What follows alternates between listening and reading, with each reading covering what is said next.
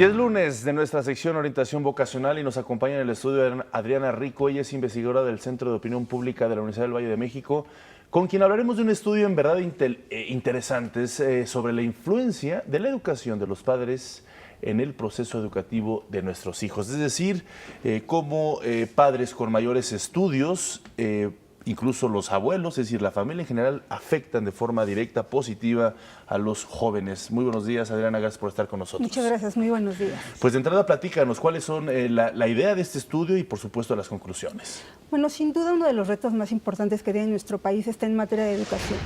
La educación tiene que ser vista obviamente como una inversión obviamente a mediano y largo plazo, pero que sin duda todas las ventajas y consecuencias que trae que nuestra población tenga una mayor escolaridad se va a traducir en términos obviamente de economía, de productividad, pero también de movilidad social y de mejores condiciones para nuestra población. Por lo que es fundamental entender si estudiar todavía sigue siendo una idea bien vista en nuestra población y obviamente cuál es el papel que los padres están jugando para motivar a sus hijos a estudiar, qué les decimos, cómo los motivamos, porque no solo es importante motivarlos, sino establecer qué tipo de motivaciones le damos a nuestros hijos para estudiar, también inclusive esos consejos de qué estudiar. Estudio lo que estudió mi padre, lo que estudió mi madre, o simplemente con superar el nivel al que llegaron mis padres, con eso es suficiente, pero claro, también qué estudiar, qué tipo de carreras, en todo caso el papá puede influenciar a que el hijo estudie. Si el papá tal vez percibe que hay carreras o materias que no son útiles, o como al papá no le gustaron o le fueron difíciles tal vez en su escolaridad, pues entonces yo podría motivar o desmotivar a mi hijo a estudiar carreras vinculadas con esas materias que tal vez a mí no me gustaron cuando yo estaba cursando mi escuela. Claro.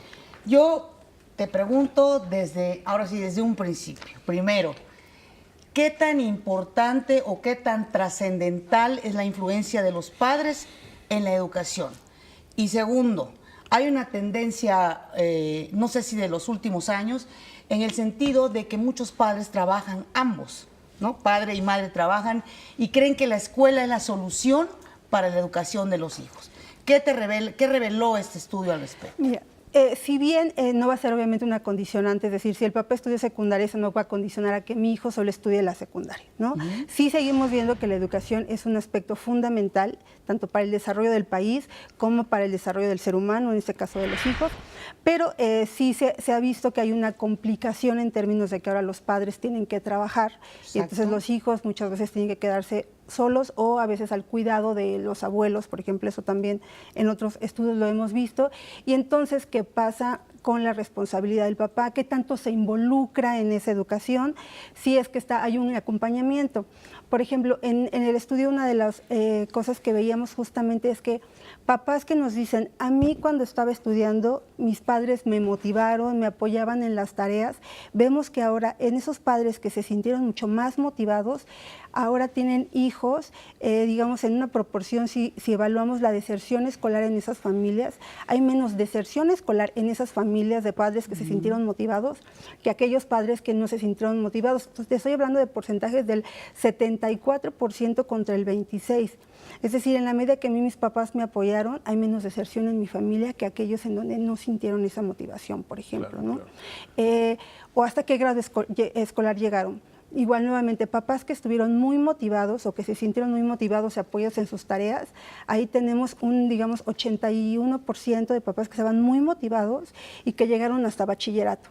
A diferencia de aquellos que no se sintieron tan motivados y que llegaron, digamos, hasta bachillerato, ahí baja en un 50 y tantos %, ¿no? En un 51%. Claro. Entonces vemos que sí repercute obviamente cómo te van motivando, hasta dónde vas a llegar.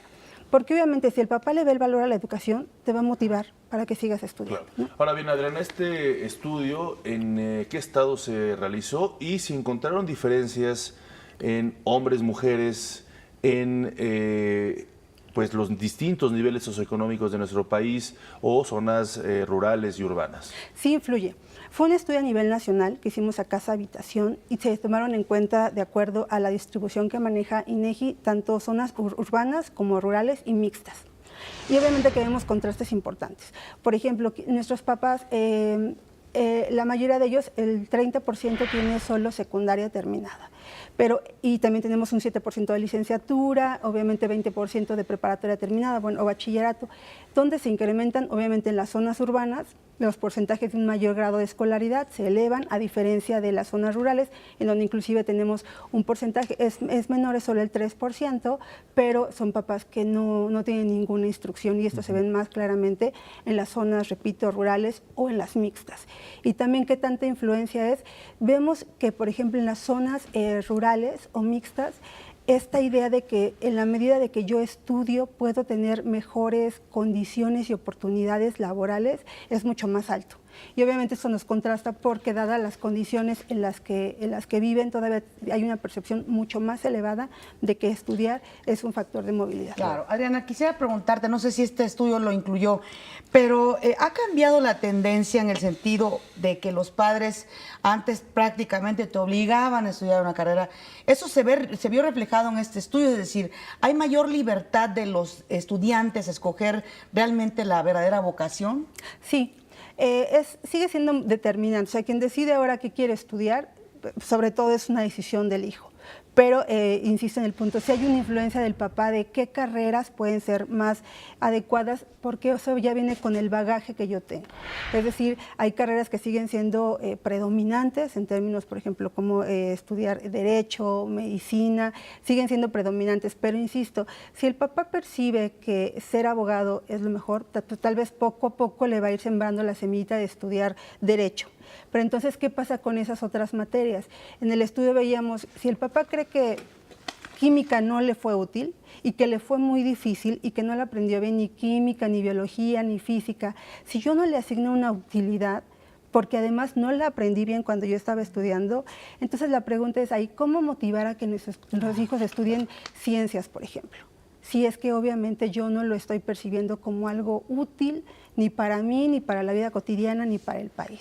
Entonces, eso sí es fundamental. Aunque el hijo sí determina qué carrera va a estudiar, sí hay una influencia del padre. Ahora, la materia en tema de deserción, ¿cómo se está generando en este estudio que ustedes hicieron?